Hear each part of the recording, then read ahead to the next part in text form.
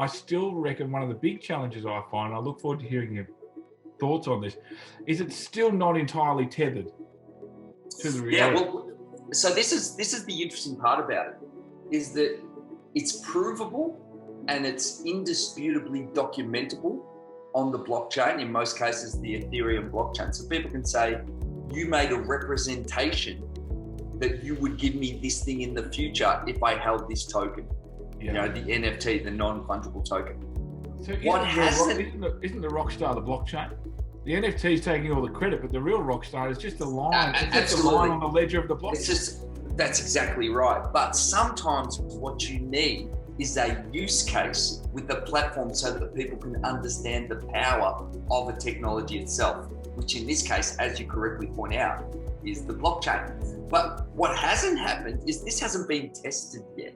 So when I say tested, no one has sold an NFT with certain rights and come and said, hey, now it's time for me to collect that thing. Hasn't gone through the courts, hasn't gone through the legal system. So we know that it's traceable and trackable, but it actually hasn't been verified via court cases in terms of what's legal. Was it an actual contract? So in the eyes of contract law, it hasn't actually been through the system or been tested yet. It's almost implicit. And I guess you can say that we have things like verbal contracts, or an email is a form of contract. So I think it will get verified. But at this point, it's still kind of up in the air of, has this tested? What does the legal system think of this? What does the government think of this? Is this an asset? If it's an asset, should it be taxed? There's all of these elements floating around it that we don't know yet. And if the social web is any indication, we're still 20 years into that and still have legal vagaries. So we don't know, but you're right. The rockstar is the blockchain. It's about saying we can prove things, we can do if this, then that, contracts and protocols, and have future promises that are documented and hard cased into the blockchain. And at the moment, there's this weird art bubble because people say it's provable.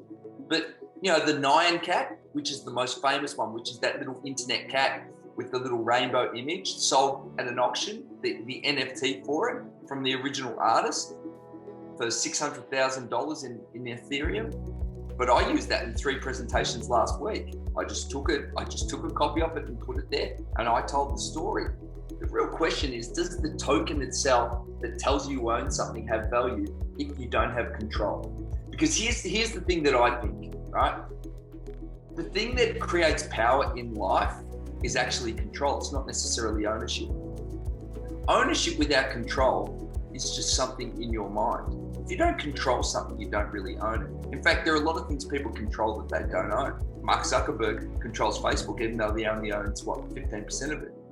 So I would argue that this idea of saying I can show that I own the rights to this Da Vinci painting, which is now happening at the Hermitage Museum in Russia. They're selling tokens to Da Vinci's and Monet's. But look, I tell you what, it's not going to be nearly worth as much as the Mona Lisa itself. So there's a really interesting question here on just pointing to something as a token to say, I own it. But if you don't control it, what do you own? A number?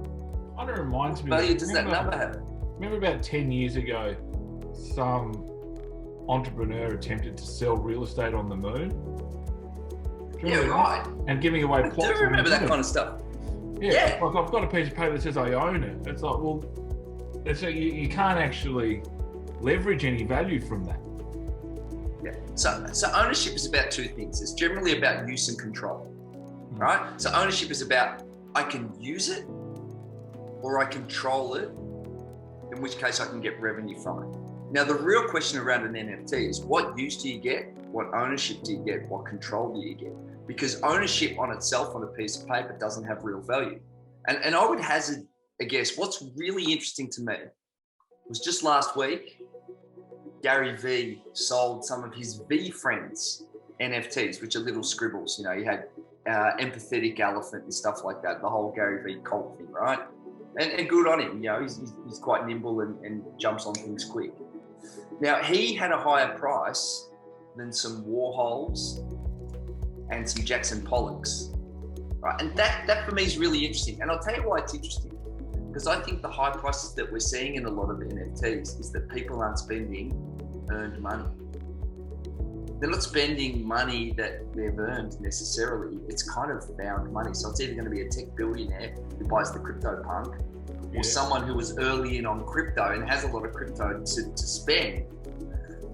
That's a very different proposition to actually spending money that you've earned, or if you're not a millionaire. I'd love to reverse out all of the revenue with NFTs if you removed all crypto money that people had got on early crypto and all tech billionaire money. I wonder what the sales would be. Maybe they'd be $12.68. We don't know.